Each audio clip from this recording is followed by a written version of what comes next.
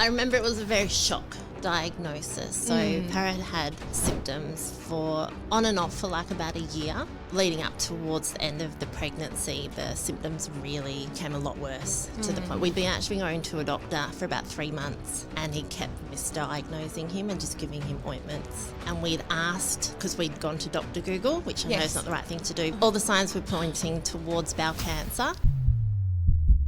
There was a decision recently because we just thought it would be a little side hustle and it just kept growing and growing. A few years too late, we should have done it earlier. We do usually think pretty hard on things. Make sure there's a backup plan, and because obviously we have 4 children that we need to support and think of and make sure that they're safe and secure. So it's usually very calculated and we do put a lot of thought and effort before we take a big risk. From where we started through adversity to the triumph to where we are, the bigger drive for me is our marriage. It made us a lot closer, a lot stronger. I guess everything we've been through, we know we can get through anything.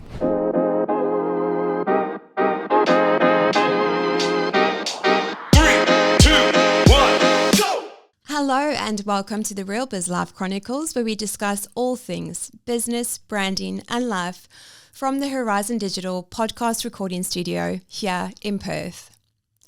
I'm your host Tracy Fryer, the founder of Design Studio Perth, and because Design Studio Perth is dedicated to helping business owners grow with distinction through captivating branding and design, we're offering all our listeners a free brand discovery. So if you haven't taken the time to discover your brand or figure out how you are different in the marketplace, use the link in the show notes below to book in a time to have a chat.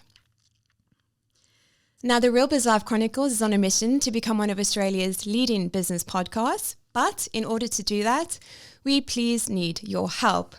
If you do enjoy today's episode, and I have no doubt that you will, we please ask that you like and subscribe to our channels below, or simply share this episode with a fellow business owner who is in need of some serious inspiration.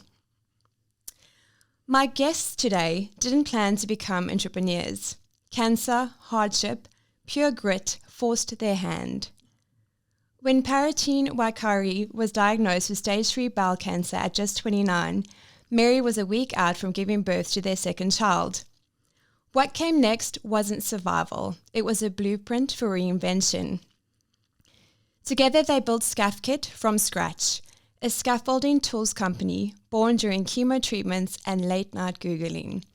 From juggling 4 kids, full-time work and second battles with cancer, to running a 7-figure business serving clients across 6 countries, Para and Mary have never taken the easy road. She is an outdoor-loving former rec leader who never planned on being a CEO. He's the touch rugby, boxing, four-wheel driving Kiwi who went from site supervisor to founder and an advocate for men's mental health. Their story is raw, relentless and real. And I have to say, I believe this couple encapsulates what entrepreneurship means. They're the kind of people when you're in their presence, you feel the passion and soul that they have for their family and what they do. They show up, give wholeheartedly, and move through the world with a quiet kind of strength that leaves a mark. If there was a theme song that played when this beautiful couple walked in the room, it would be Hall of Fame by The Script. This episode is about what it really takes to back each other, beat the odds, and build something that really matters, when giving up isn't an option. I know you're going to feel this one. Para and Mary, welcome to the show. Thank you so much, Tracy. What an introduction. That was an intro. Thank you. Well, it's all true. Guys, I'd love to know, you didn't choose entrepreneurship. It chose you. What do you remember about those early chaotic days of building SCAFFKiT whilst battling cancer? I'll let Mary start this one. I remember it was a very shock diagnosis. So Para had symptoms for on and off for like about a year, and then leading up towards the end of the pregnancy, the symptoms really became a lot worse to the point. We'd been actually going to a doctor for about 3 months and he kept misdiagnosing him and just giving him ointments. Said that he had internal hemorrhoids, which was causing bleeding. Right. We'd been going pretty much almost weekly to this doctor for 3 months. and we'd asked, because we'd gone to Dr. Google, which I know is not the right thing to do, but all the signs... As we all do. Yes, all the signs were pointing towards bowel cancer, but because of his age, the doctor wouldn't take us seriously. So they actually put us on a non-urgent colonoscopy list, and said that he should get one within 12 months. Sure. But the symptoms were just getting more and more severe. So a week out from having our second child, he had a really, really bad day at work. And I said, that's it. This baby's coming. We're going to emergency and we're going to get some answers. So we went off to the hospital, and the first test they did, they sat us down in a room and said, it's cancer. Wow. So it was... It was a tumour the size of an orange. Oh, my goodness. Wow. 9 centimetre diameter. And they hadn't picked it up before? No. Wow. So I remember they sat me down and they said, when are you due? And I said, next week. And they said, I think you need to sit down. Oh, goosebumping like everywhere. Yeah. And then, the world turned upside down. So, but they were very positive from the start. They said it was a very treatable, very curable cancer, but it would be a long treatment plan, probably 12 months treatment. But it was a huge shock. So next, one of the first phone calls, I called our parents, and then I called his boss because he was supposed to be at work the next day. Yes. And the hospital wanted to act really quickly. So I called his boss, who was amazing, and he said that he had bowel cancer in his family, and he knew that physically he would beat it because we were young, he was super fit. He said physically you'll beat it, but mentally that's where you're going to struggle. You need to keep your head busy while you work your way through your treatment. So he actually gave us the idea that Perth, because Para was working as a scaffolder at the time, gave us the idea that Perth needed a specialised scaffolding tools supplier because there wasn't one. So Para spent the next 12 months, he had to have a colonoscopy or ileoscopy bag for 12 months. Wow. He had chemo radiation simultaneously for 6 weeks. Then they did bowel resection.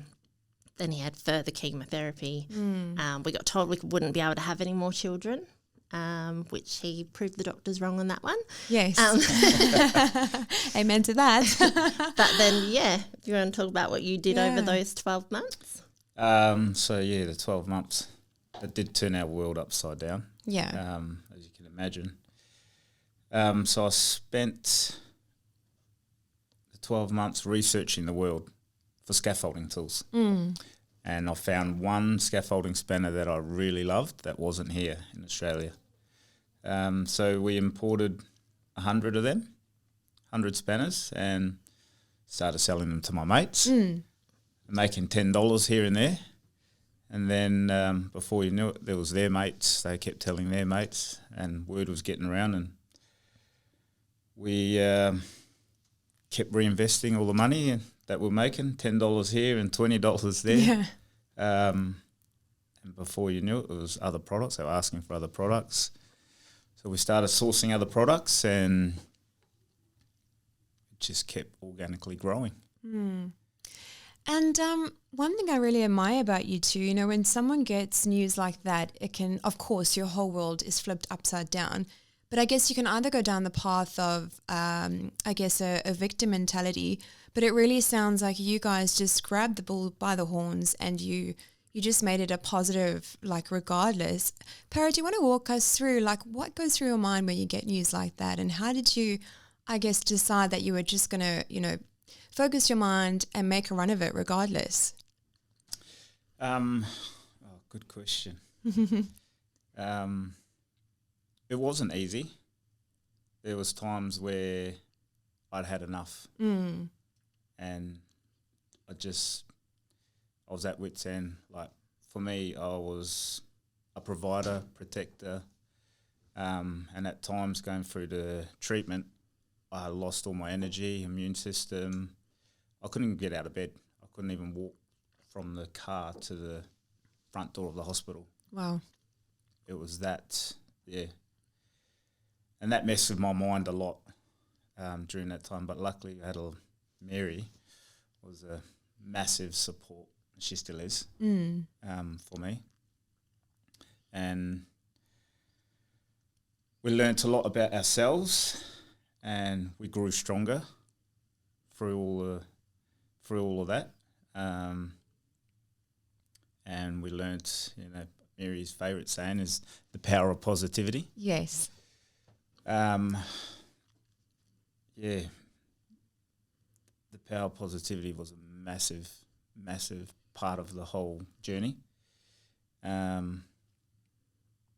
Mary can share some more on that that power of positivity. Well, I think that was huge. I think what we noticed is, yes, you get this horrible news that Para had cancer, but unfortunately the world keeps turning no matter what is happening. So we could have either been really upset and really angry at the world and been really negative about everything, but then what we realise is no one's going to want to be around us if we are just a ball of negativity and anger.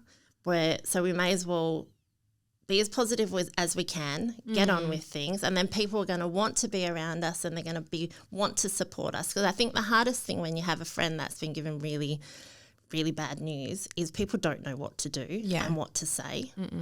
And if you make that even harder, I think people just tend to not even come near you. Yes. Whereas if you stay positive and, I mean, for example, we'd have a laugh about it, which I know it's the big C word, but we'd do things like people would come over and I'd be like, hey, Para, can you go do the dishes? And he'd be like, oh, I can't, my cancer's playing up. And it was like that real dark humour. But it was like, if we can't just have a joke and try and live our day-to-day life in a positive way, people aren't going to want to be around us. And we don't want to do this alone. We needed the support, and we were so lucky that we got so much. It's actually, as overwhelming as it is to receive really negative news, it's actually really overwhelming to receive a lot of support. I don't know if that makes sense. But at times we were brought to tears by the support that we were receiving that year. Just not expecting. I remember because he was at Fremantle Hospital and they still had the coin parking machines, and we were there daily. Like every single day we were at the hospital and we had to have these coins. And I remember the guys at his work at the site he was on passed around a lunchbox and everyone chucked coins and stuff in and notes, and they came over and presented us with this package and of all this money and coins, and we were in tears because we were constantly having to go to the shop to get coins, and just this one single thing just made the biggest difference to us. But yeah, I have a tattoo. It's in Māori. Okay. But it translates to my lessons are my blessings. And I just think when looking back now, what we went through has led to where we are today. Like if we hadn't got that diagnosis, we would never have started our business. No. And we would never have gone through these hardships that brought us so much closer together and brought us so much closer to friends and family, and made us so much more grateful for things in life. It really changes your perspective on life and really highlights what truly is important. Yeah. Which is relationships, I believe, and if there is someone struggling, doing what you can to help. Yes. And now because we've been in that situation, I feel like I understand how it is hard to know what to do and say, but being on the receiving end, we find it so much easier, I think, if we see someone in trouble to actually just push through those barriers and ask what we can do to help, or just do something. Just do something, yeah. I had mates that would come over, they'd ring and will text me and say they want to come over, and I just was not in the headspace to see them. I was like, nah, I don't want to see anyone. But they'd just turn up. Yeah. Yeah, he'd turn up with donuts or a cheeseburger, and he'd be like, because I think Para lost about 15 kilos and he doesn't have a lot to lose, especially back then. And he'd be like, nope, I think you need fattened up. So I brought some donuts and I brought some chips and a cheeseburger, and you need to eat something. But he'd just show up. And it was, every week, every single week he had this one particular mate. who has since passed away. But he was just amazing. Yeah. And Para, how did you find your perspective changed? My perspective, as in, And how you viewed life, because it's a pretty heavy load, to carry and go through. I've always been a big believer in never stop learning. And I've taken that through with me since I was young. It's been my favourite saying. I've taken that into work, into sports, into everything I do, and even just going through the cancer. Learnt lots about, from the traumatic experience to support, love, receiving love as well. And I guess at times there was like, I knew other people were doing it harder than me. Yeah. Even though we were going through something bad, there was always someone that's going to be worse off than me. So I was fortunate to have a lot of good support around me. Even family would call up and drop off food and money as well, and my boss at the time, Yeah. Damien, he was who gave us the idea of starting the scaffolding tools business purely to keep my head busy. If he didn't give me that, he supported us through the whole, like financially as well, through the whole 12 months. And he's like, look, if you're up for it, come into work whenever you want. Yeah. And when I wasn't, and I couldn't, like I said, some days I couldn't even walk to the letterbox. It's just, my energy was just really, really low. But yeah, he was really, really supportive though. Yeah, Damien and Sharon, they were like our guardian angels really during that time. Yeah.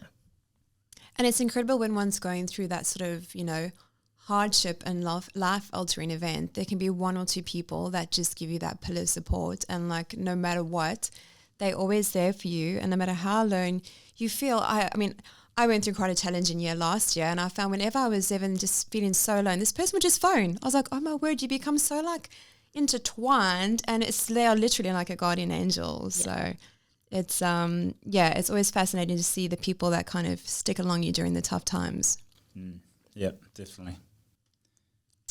Mary, my next question's for you. So you were helping running the business, raising 4 children, while Para worked full time and recovered. How did you manage the load? It was a juggle. Yeah. Definitely. Some days were really difficult. I remember certain times, like we went from dealing with the individual scaffolder to dealing with companies, and the companies were getting bigger and bigger. And we were just talking about it on the way here actually, how a lot of times women in business have to stop their career if they want to have children, but we didn't. So because we started so small, I kind of grew with the business, but I had to take the children on the journey with me. Yes. So there were times when I'd get a phone call from a really big mining company, such as I think it was Monadelphous, and I'd be at home with the kids, and they were small and still loud. Yes, I remember having to run out and sometimes be down the driveway just so that who I was on the phone to couldn't hear what was on in the background, and I could still sound professional. And I was thinking, oh gosh, if you could only see where I am in this moment. Yeah. But yeah, it was difficult. It's still, we have very hectic schedules, but I think it just forces us to be super organised. Yes. Very organised chaos. We have 4 very active, sporty children as well, and we want them to prioritise their health and their sport. So, I mean, even still each week at the moment, we have 5 days of sport for the kids. Wow. Out of 7 days at the moment. But I love it. I love the chaos. We both have big families, and we love being surrounded by families and kids. So, I've just learnt to juggle. We did a bit of work into looking into what archetypes we are and things like this. And I've realised I am a very process-driven person. So, yes, I just like to be very organised. And you said that's the secret? I'd say so. Yeah. Well, yes. I think if I wasn't organised, it really would be chaos. And just having a standard that we work to and we live to. Obviously, giving ourselves a bit of grace where needed. But yes, it's definitely difficult. Yes. Yeah. And I was so taken by the beautiful relationship you two have. I know from the moment I met you, I was just like, wow, there's definitely such a fantastic energy. And I'm guessing as well because you've been through so much. Was there ever a time where you felt like it was just too much and you wanted to give up? Absolutely. Definitely. Multiple times. So Para has always wanted to have his own business since he was a kid. I didn't have that. I always wanted to be successful and I've always strived to, whatever I do, to do well. Yeah. But I never had thought I wanted my own business. So I kind of was doing SCAFFKiT to support Para's dream. Sure. This was his industry, his dream. And I was just doing it to support him. As you said, I've got an adventure sport kind of background, nothing to do with scaffolding or tools. So, yeah, there were times when I didn't want to be doing it. And especially the first 5 years of our business, we didn't take a cent. We reinvested every cent back into the business. So Para was working full time. I was at home doing the day-to-day stuff for the business and looking after the kids, and I wasn't earning any money, which is difficult. You get that. You get the guilt when you want to buy something because you feel like, I'm not bringing an income in. But Para was always very supportive. He'd be like, just go and buy something. Don't buy for the kids. You're buying for yourself. Go and treat yourself to something. But it was difficult. And I did. There was plenty of times I said, I don't want to be doing this. This is not my dream. I'm not a quitter. Yeah. No, well, we struggled through that a bit at times. For the first 5 years, we just lived off my wage. Yeah. And I guess we made that choice, a deliberate choice to do that and to help grow that business. We originally just kept it going just in case the cancer come back. And it was just purely keep our head busy. But then I guess every year it kind of changed. We were like, we're starting to make a bit of more money now. Great. Maybe it can pay this kid's school fees. And then we did that and it kept organically growing. And at the same time, we were building the business around our kids, which to this day, we still run and operate our business around our kids. Like we don't miss assemblies or carnivals and all the kids' events, school stuff and stuff like that. We're quite fortunate there. Yeah. So, yeah. We've also been together a very long time. So we've been together since I was 20, so I'm 41 now. So 21 years, more than half my life. Wow, it's you. Yeah. Yeah. So we've kind of grown up together. Yeah. And I think another thing I love about you guys, most people would have slowed down, but it sounds like both of you just went like all in. What made you guys keep pushing? Was it that family core value or? I think we both push each other to be the best of each other, or like of ourselves, push each other to be better. We are like yin and yang. Yes. Yeah, so like partners in purpose? Yeah, but we're very opposite. Like there's a lot of things about us that are really different, and but it seems to just work perfectly together. So for example, Para's like the big ideas man. He has all the ideas and he's like a real risk taker. Mary calls my ideas fireworks. Right. I call it brilliance. We'll go with both. So he comes up with these brilliant ideas and then I'm the real process person and I'm the much more cautious risk taker. So he'll come up with this big risk, big idea, and I'll kind of rein it in and be like, okay, well, if we want to get there, this is what we need to do. Sure. Like step by step, this is how, if we want to work towards that. So it just works well. So he comes up because you need someone with that bigger vision. Otherwise you get stagnant. So he's always looking for the next thing and the next opportunity. And then together we work out a plan to get there. Yeah. So, yeah, works well. Yeah, it's a great team by the sounds of it. Yes. And I think also in business I can't remember the exact term, but I think they always say there's one person that has the ideas, and then you need someone in your business who helps with the systems and kind of brings you back in, so that when you actually, there's a synergy between the two of you, so you get in a whole as such, because both of you are kind of bringing these two half parts together to form a whole. So, yes. Yeah. And we've also heard like the entrepreneurial life can be a very lonely life. I think we're really lucky that there's two of us. Yes. So we've got that person you can bounce ideas off or run things through, that we're both on the same page. We both have the same goals. So it's not lonely for us. Yeah. We can have those arguments or those discussions about different things, and we've always got each other's back and always supporting each other. So we're very lucky that we can get to do it together. Definitely. And Para, I'd love to know, for couples that are in business together, what would be your words of advice to them? Because I imagine you're kind of together all the time, at home, in business, your kids, everything. Any words of wisdom there? We do a lot together. Like, work together, go to kids' things together, coach and manage our kids' sports together. We train, boxing together. Like, we do lots together, but we're also mindful of our own space, that we have time apart to spend with our own friends and family. Great. Words of advice for other couples. I guess getting to know each other, what makes each other tick and what type of person you are, and that connection. And I guess there's not always one person that's right. Yeah. There is a balance where, you can make it work. You're always going to have disagreements. Yeah, always. Always, but we always work through that. And, I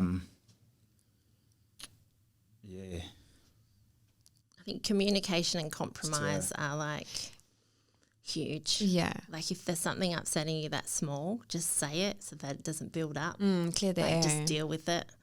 And I used to do that lots. Yeah. I used to let it all build up. I've always done that ever since I was little, just not say anything. Yes. And then all of a sudden it just keeps building, and then it just have an outburst. It was like, I've had enough. But I guess over time I've learnt to talk about little things that might be aggravating me or upsetting me. And you find that's helped? Oh, definitely, 100%. Yeah. Yeah. And what do you guys feel you've learned about each other through business that marriage alone would have never taught you?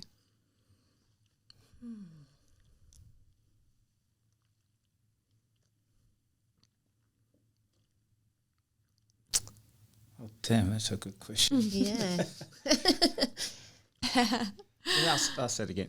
Sure. So what have you learnt about each other through having a business that marriage alone would have never taught you? So if you didn't have your business, you would have never learnt that about each other. I think it's just made us really know almost absolutely everything about each other. Like there's so many people that when he used to work for a scaffolding company, I didn't really know what he was doing every day. I didn't know if he was good at his job and got his things done, and how he communicated with other workers, and how he communicated professionally. Yes. We get to see all that behind the scenes stuff on like how dedicated you are to your job and how you interact professionally on a day-to-day basis, really. Yeah. Like there's a lot of people I think that I ask them, what does your husband do? And they're like, something in banking. I get that as well, yeah. Finance. Yeah. I'm like, they're like, I don't really know, he works for this company. And I'm like, I can tell you exactly what his day looks like. Inside out, yeah. I don't know. Yeah. Add There is- anything on there? Nah, I think you've explained that. I think if I can say as an outsider looking in, and I realise I haven't known you guys that long, but you seem to both have this resilience that I imagine you might. Did you have that before, or did that kind of come as time's gone along and all the experiences you've had? We've been through a lot. Yeah. A lot together. I don't know if you want to go into it now. There was like during his cancer treatment, Par actually lost his brother. Oh, as well. Yeah. You Yeah. want to talk about that? Yeah. So how far into that? It was It was really early. we had to postpone your surgery, Yeah. your chemo. Going through the cancer treatment, my brother, he was Derek, he was 17 years old. He took his life unexpectedly, and forgive me if I get emotional. Stuff. Please do. It's fine, Paris. Safe space. He was a kid that was always laughing, always joking, had lots of friends, very popular kid, playing state rugby, doing well in school, and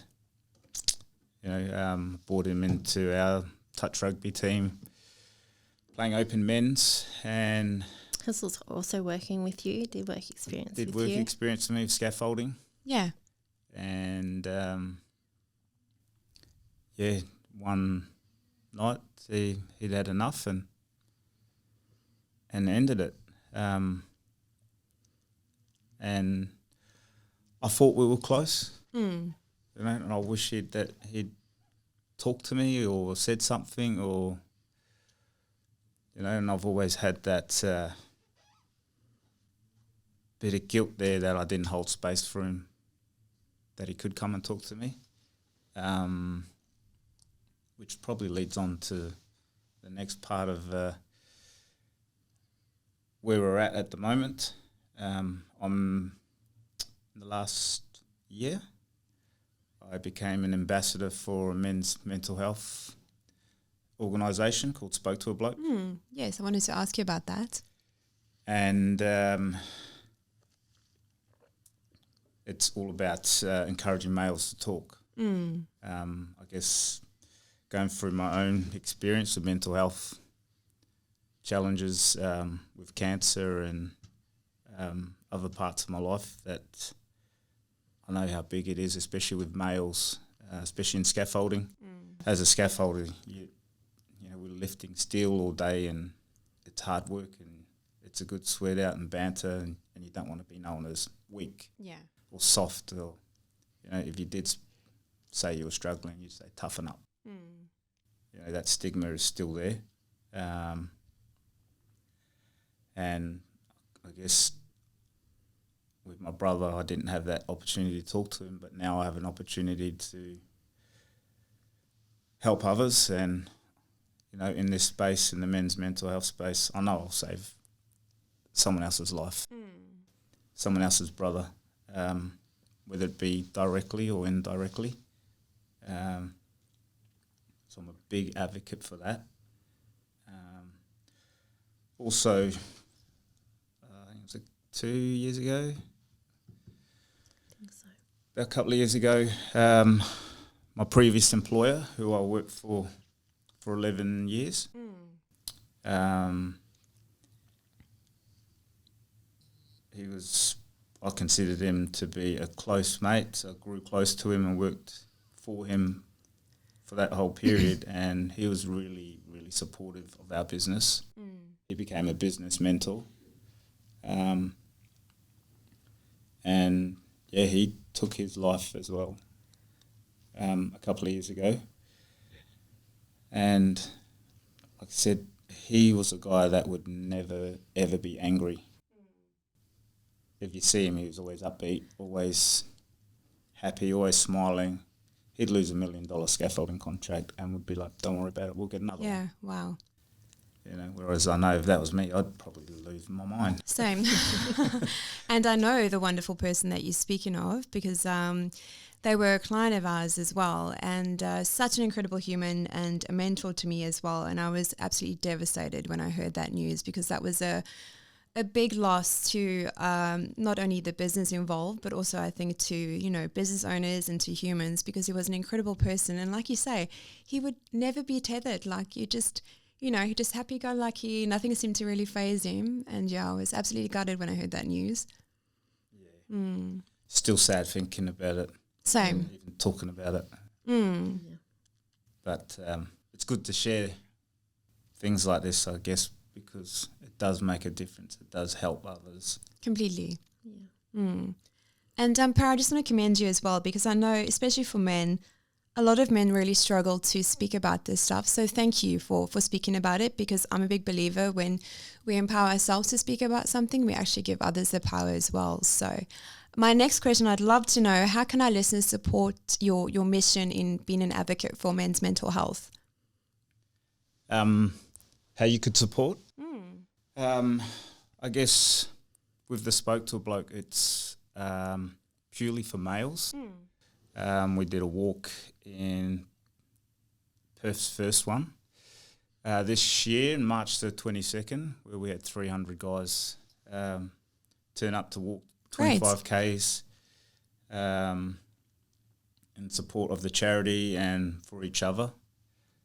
And I guess throughout that we had female supporters as well. Mary was always a supporter of that. Yeah. She was our photographer. Oh, great. Yes. Lady of many talents, eh? Yes. Yes. And we had female volunteers at aid stations all the way around the course, every 5Ks. Because we do get asked a lot how females can support and help. So, yeah, once a year we have that for females where they can be a part of that as well. But generally, at the moment, we do once a month events, mini events. Yeah. Whether it be a walk, like a 10K walk, or training at gyms, a barbecue, kick on the beach with family and stuff like that. And it's all about that connection for males to be a part of that. But I guess a big one for females is our annual walk, which will be on the March the 21st next year. Great. Is our next one. And there's also sponsorship opportunities. Yeah, there's to do with the walk for Oh, businesses. great. Yeah. Buy a ticket to join in with the walk. Is the walk just for men, or can women join as well? the walk is just for men. Great. Okay. Yep. Ladies can cheer from the sidelines.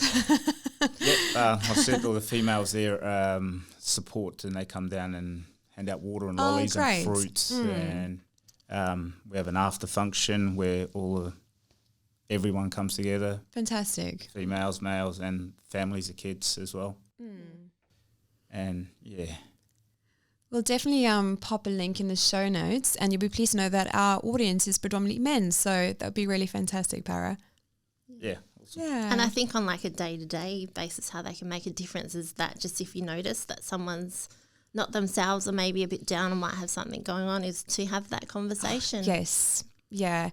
It's so funny that you mentioned that. I did the Rottnest Marathon a couple of weeks ago, and my friend and I were running, and shame this poor guy, he took one of those gels and he was actually choking. So we stopped and helped him, and the right thing to do, right? Yeah. Anyway, I kept running. There's people having cramps, and we stopped and we gave them salt tablets, whatever. Like, it's just the right thing to do, right? And then I actually got an email this morning. He had contacted the Western Australian Marathon Club, and he had actually like given us a shout out. I was like in tears. I was like, oh my goodness, it just goes to show so often we so on a mission to do something that we just forget to actually be kind. And what he wrote there was so many people actually ran past him. I thought he was having a heart attack. He was making this really like exasperated noise, and it just reminded me, I was like, oh my gosh, you know, we sometimes so focused on our goals and our drive and all that we just sometimes stop to actually be kind to someone. And it like made my week. So I was and so what stoked. could have happened if you hadn't stopped? Precisely, yeah. When I read that people just ran past him, I thought, oh my gosh, like, I mean, I get it, you your heart's your running, you focus in that. But he was making such a loud noise, like you couldn't have missed him. So it's a great reminder just to be kind to those around you. So yeah, and I think we're lucky. We have a big village. Like we have a lot of people that are close to us, but not all people have that. no. So some people might not have a lot of family or a lot of contact outside of work. So if their workmates aren't picking up that maybe there's something wrong and they need to ask, are you okay? Yeah. Is there anything you want to talk about? I'm here if you need to talk. Like that person might not have anybody else. So having the guts, I guess, True. to actually just have that conversation, for men to have that conversation. I think women, we often, we can talk. We just talk, a lot yeah. of the time. We voice everything. Yeah. But to encourage men to, like, if you notice something, just have that conversation. You never know what difference it could make Yeah. in somebody's life. Big part of the Spoke to Bloke is the walking and Yes. talking.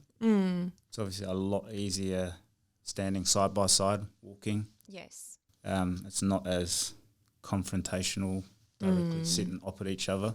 Yeah. That's why I think males find it a lot easier to open up when they're next to each other. And being out in the open, walking and talking, the fresh air and everything like that makes it a lot easier. And I know you guys have mentioned to me that in the scaffolding industry, there's that real sense of brotherhood and camaraderie. And I guess that's why it's even more important to be mindful of this stuff so you can, make sure that you are looking out for each other, right? Yeah, yeah. Scaffolders, generally, obviously lifting steel all day. And they are told between each other, harden up, toughen up. Yeah. And now I see a bit of a shift and a change and a lot more support. Even once I got involved with Spoke to a Bloke, a lot of my friends are scaffolders and they've opened up to me and like, oh, I'm glad you're doing this because I've been there, I've done that. And, they shared their deeper trauma and struggles that they would normally not share with anyone. So that's a big thing. And I guess the bigger drive for me is long term, I'll know that this whole mental health space is working because we got a 11-year-old son. Yeah. And both our goal and dreams is that before he reaches adulthood, that it's normal for him and his mates to talk about their feelings. And, when I see that, I know it's done its job. I know another person who was really great at this was Stephen Archibald. Yes. He was on the show and I was just like, it's amazing. Lovely person. Yeah, so just authentic, so real, got emotional, just did not, care what anyone thought. He was just him and he was just, just there in all his humanness. I thought it was really great. He's an amazing human being. He's just genuine, caring and has time for everyone. Yes, always, always. Guys, you've been described as loyal, hardworking and focused, but also as people whose impact is felt more than spoken. Does this resonate with you? Yes. Yeah. Loyal, yes, definitely. Hardworking, yep. I guess when we were growing our business, like Mary looked after day-to-day operations, I'd look after it after hours. I'd do 12-hour shifts, 6-7 days a week for like years. Wow. And years, and then I'd come home and work on the business. Business development. Yep, just that would be like 1, 2 in the morning. Maybe get 4 or 5 hours sleep, but I love it. It's my passion, and I'll still do it now. Yeah, I'll stay up all hours of the night just researching and you and me both. Innovations. Like I really love it. That's my passion. I think how we were raised as well, and we've really been focusing on that. Actually, we did a business course. We just finished up in May, but we did it for 12 months. And one of the core things that they really stressed the importance of was obligation, so doing things for people without expecting anything in return. Yeah. And I think we were already raised like that. I'd say my mum, of everybody I know, is the most selfless, giving person. that you'd ever meet, always doing stuff for everybody else. She's the busiest retired woman I know. Oh, really? She's always doing things for other people. Oh, just a heart to serve, do you mean? No. Yes. Yeah, absolutely. And I think that it's really important to us as well, especially with what we've been through, and knowing the importance of receiving love and something that you need from other people without expecting anything in return. We've been really trying to focus on that, especially since we did our business course. So it is a real core value of ours, is obligation, and we're always looking for opportunities to do something to help other people. We love to see other people do well. I think there's like a bit of a stigma that business people just want themselves to do better and not others, and I don't think that is true at all. Like, helping somebody else in their business is not going to draw away from your business or from yourself. It's just, I think we can all just help lift each other. Definitely. Yeah. I'd love to get your guys' take on the power of focus, because this is something I have recently learned the power of. I think I mentioned a few times I was always kind of, had my focus in like 25 different areas. How has focus impacted your guys' business? We have a very niche industry, a very niche market, and there have been opportunities to expand outside of our lane, but we realise the importance of staying in our lane and just doing what is best for the scaffolding industry and what's going to improve that industry and our industry, and focusing on that. What would you say on that?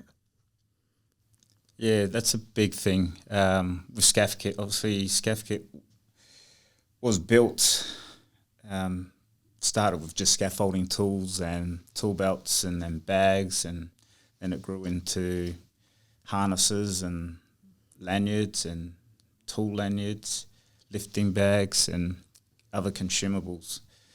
And we've had opportunities to go outside of scaffolding to provide other products, and that's not something we want to do. We want to stay focused and, as Mary said, stay in our lane. From where we started through adversity to, what would the word be? The triumph to where we are. We've done that staying in our lane. Yeah. Being specific to scaffolding. But always with the view to improve the industry. That's our big drive. Core mission. Yeah. Yeah, so always looking for innovations, ways to improve products, or where we've got some bigger plans. Yeah. Scaffolding is a high-risk industry. Yes. So everything that we do with the tools, like the scaffolders are using our tools while they're working at heights. So we're big on quality. That's been another big driver and success of our business is quality, and focusing and improving on products that'll help the scaffolders do their job efficiently. And I know when we met, again, I was so taken by the attention to detail you guys have. You were showing me what I think it was a titanium spanner, and this clips on, and then your beautiful leather products as well. And I don't think many people have that attention to detail. So it's really admirable that you guys, take so much time. And I think you said you kind of will push a product. If it's not working, you'll bring it back and then kind of look at it again. I think it was the hammer, if I can say, that you brought back and then you looked at it again. So I think it's great that you constantly evaluating your products that you're putting out there. That's a never-ending mission, that one. That's constant daily, as we're looking at our tools all the time. And we're both very fussy. I think we both have very high standards. Right. And we've had opportunities to supply cheaper products. But with these cheaper products, the quality is just not there. Yeah. We've tried it, and some of the quality is just, even though it's cheap, it's not what we want to do. We pride ourselves on quality. Our tool belts are made here in Perth. Great. We did try overseas, but again, the quality was just rubbish. Yeah. Our tool bags, we get our tool bags made here as well. And we're big supporters or believers in supporting local businesses when it's Australian made. Yeah. Where we can. Yeah. Yeah. We get scaffold tags made here in Australia. What else do we get made? Caps. We had a little innovation. It's a scaffold cap. I guess if you're not a scaffolder, you're not going to know what it is, but goes on the end of scaffolding tubes and on the end of scaffold fittings. I changed the redesign of that to hold a scaff tag over a tube. There's a few other ideas and things that we want to do as well. Yeah, was that a safety measure? Yes. Yes, I seem to remember you guys telling me. Yeah. So it just has a little lip around the edge of it so that you can push the tag onto the tube, but the lip just stops it from coming off in the wind or just sliding off. So it's just one little improvement. So just, a small improvement has such an impact. Yeah. Like I said, we're big on supporting local businesses if we can. And, innovation's a big part. Never stop innovating and improving and stuff on our products. And SCAFFKiT started as a side hustle and is now a 7-figure operation. Congratulations, because I know that's the hardest place to get to. It's amazing. What mindset shifts were required to grow to that level? I think we've been so lucky because we grew with the business. So because we literally started it from scratch and obviously being a stay-at-home mum and running the business, but then eventually the kids are at school, so then my schedule freed up so you can invest more time. So I think we've just been really lucky that we could grow with it. And even pushing ourselves doing a business course and doing some external learning where we needed it, and just keeping each other accountable if there was any gaps that we needed more education on or any training on that.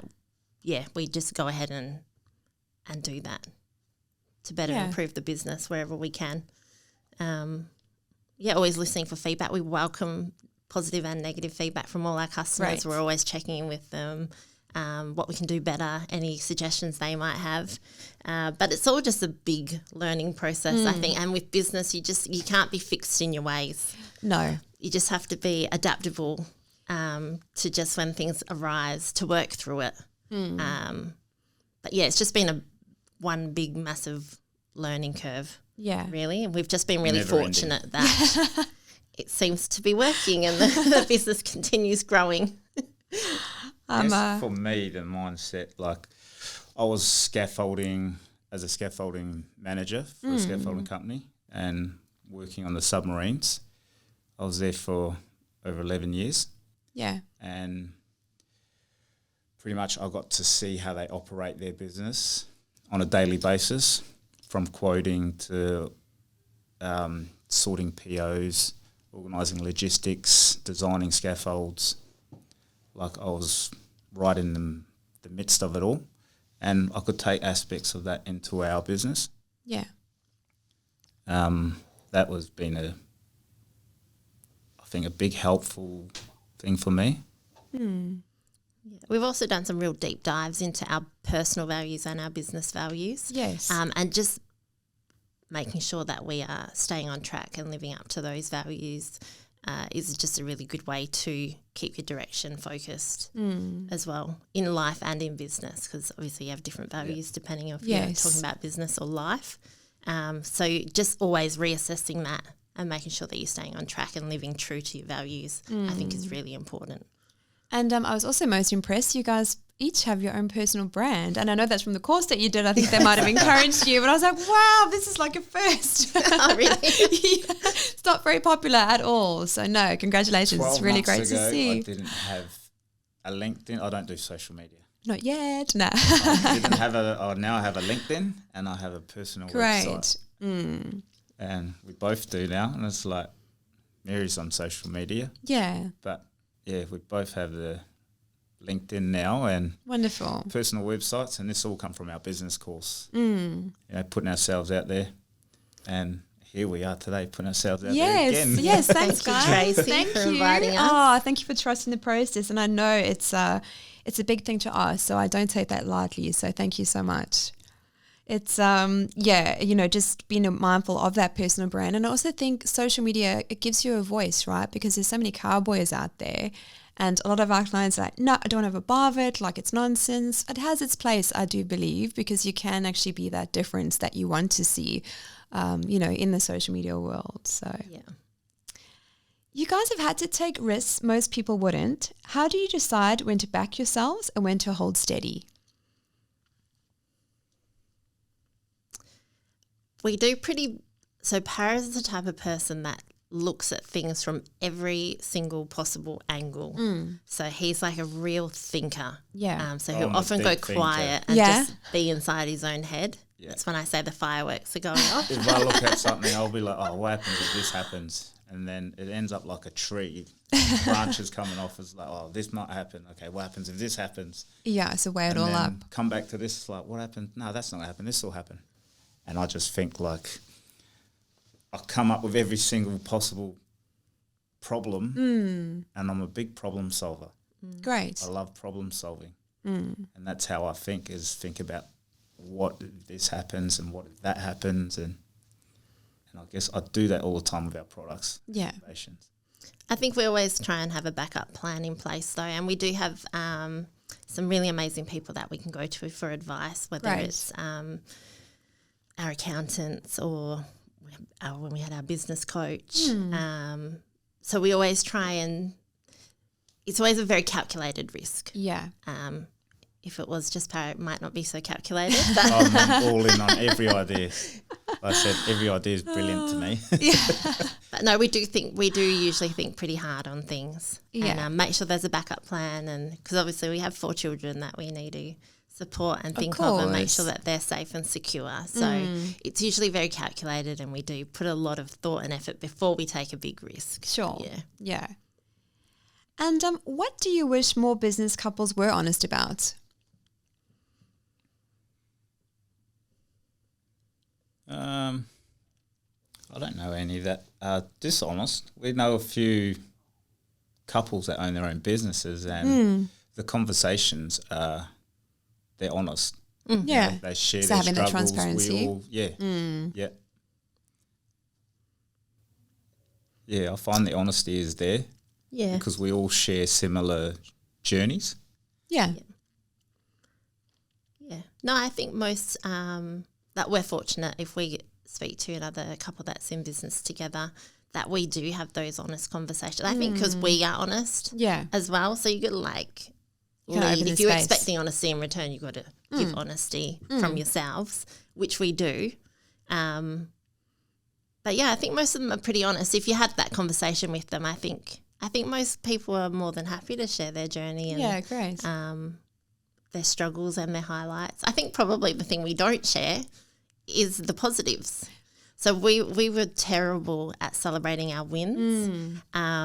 We've always been really bad at that. So we'd have something really amazing happen and we'd be like, high five. This is our That celebration. was The high literally five. it. I see. Yeah, so I think that's probably, a lot of business couples are probably very modest. So if you wanted them to, one thing that they could improve on their honesty would be to, Celebrate the wins. Celebrate the Yeah. wins, yeah. Yeah. With more than a high five though, yeah? yeah. And on that note, what are you guys most proud of? Well, I'm just proud that this business that we built from scratch completely supports us and our family, that we stuck it out and that it's managed, we've managed to be able to live a life that we call the shots. Yeah. You know, we can work school hours, we can, Take a day we off have or the 2 days off whenever we feel If like you it. need to, Yeah. yeah. If we really need to. we have the freedom to make these choices and it not be detrimental to our business or to our life. And I'm proud of that. And all the struggles we've been through, that we got through them together, and that it made us stronger rather than tearing us apart. Split you, because sometimes it doesn't always work out that way. Yeah. Proud of, I guess, Mary, our marriage. It's obviously made us a lot closer, a lot stronger, and I guess everything we've been through, we know we can get through anything. Yeah, definitely. Yeah. And was there one decision that changed everything for your business? One decision. There was a decision recently, because as we said earlier, when we first started SCAFFKiT, we set up as a sole trader because we just thought it would be a little side hustle. That if the cancer came back, which it did in 2012, that there'd be something for us to do while he was off work. So we just thought it would just be this little side hustle. And it just kept growing and growing. And then eventually, probably a few years too late, we should have done it earlier, but in 2022, we transitioned to a company. Great. And at the time, Para was still working full-time, scaffolding. Yeah. And our accountants are like, you need to transition to a company and you need to employ somebody. And he just loved his job so much that he did not want to leave it, and he didn't want to let down his employers, because he was pretty much in this role and he could run the whole project by himself, and he didn't want to leave them in the lurch. And but then I just loved the job. He did. He loved it, and he loved the people that he worked for. It's a great company and with. to work for. Yeah. But the universe spoke, and he tore his Achilles. Oh no. And he had to have 3 to 6 months in a moon boot, which he wasn't allowed on the submarines because he was a liability. So he had to take time away from work. Wow, isn't that funny how that works out, hey? Yes. Yeah. And so all my nagging. I had 6 months in leave. So I had long service leave, holidays, RDOs. That you hadn't used? Yeah. Wow. So I took all them and I said, right, we've got to give this a year to do SCAFFKiT full time. And I said, if it doesn't grow, I said, I'm going back to the submarines. I'm going back because I love the job. Yeah. I still miss it. So again, our calculated risk, we had the backup. If he didn't like doing full-time SCAFFKiT, and his employers still offer him a job when he, really? when he sees them. But that was a big decision. So he finally made the decision to come and do SCAFFKiT full-time. Great, yeah. And the growth that we've had since it's been the both of us full-time has been quite incredible. So I think that has been a really huge, that was probably the biggest impact, was when he finally stopped working full-time for an employer and came on board to SCAFFKiT absolutely full-time. Yeah. I'm glad you said it. I didn't even think about it like that. Thanks. I think it's Tony Robbins. He says, like, burn the boats. You have to make that decision just to not cut something off, but I mean just make that decision, like, I'm not going to be working here, split energy, right? So when you've made that decision, and I experienced that for myself when I left my job, you're just so much more present, focused, focused on where it is that you're going. I think in Paris' case, it wasn't that it was 50-50. It was like 100-100. Oh, right. So he was giving 100% to his employer, Wow. but he was also giving 100% to So actually SCAFFKiT. 200, yeah. And I think there was just risk of burnout. And of course. Yeah, he was not getting much sleep, and he was really dedicated to both avenues. Yeah. But then to shift that and free up his time to just do the 100% into SCAFFKiT, I think was, I think the first year was it was challenging at times because I was bored. Right. I was used to doing 12 hours So during the full day on. and then working at night. And I was like twiddling my fingers. Like, what do I we went to sharing the school run and making the school lunches, and he was like, What's happening? yeah. And then obviously spending so much more time together, that was an adjustment. Yes. That was a massive adjustment. It would be. Yeah. So, we worked through that, and now it's all good. And I'd love to know, what is next for you guys? What is next? For SCAFFKiT, we want to grow it over east, so geographically. and we want to push into New Zealand and international. We want to go international. Yeah. It's the big vision, big goal and big dream. And I think that's... also growing the business vertically. We have just recently purchased a commercial property that we've moved into. Yes, and I've seen it looks amazing. So that was a big thing that's just happened this year. It's huge. From where we started at the coffee table in our lounge to into a bedroom in the house, and then that kind of grew down the hallway. All the sheds. And then we got a couple of sheds built for it, and it outgrew that, and we moved into a 40 square metre unit in Welshpool. And then we outgrew that, and we've just bought our first property.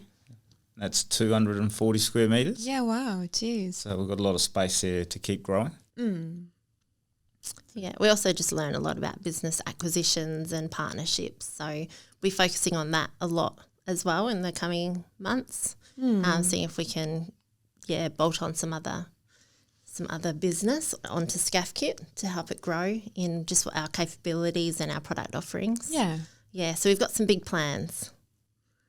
Yeah. And I still have so many questions, but I am mindful of time. Para, if you could go back to your 29-year-old self when you were first diagnosed, what's one bit of advice you give yourself and why? I guess a big one right at that beginning is that I got diagnosed, probably even just before that, because I was having symptoms of bleeding.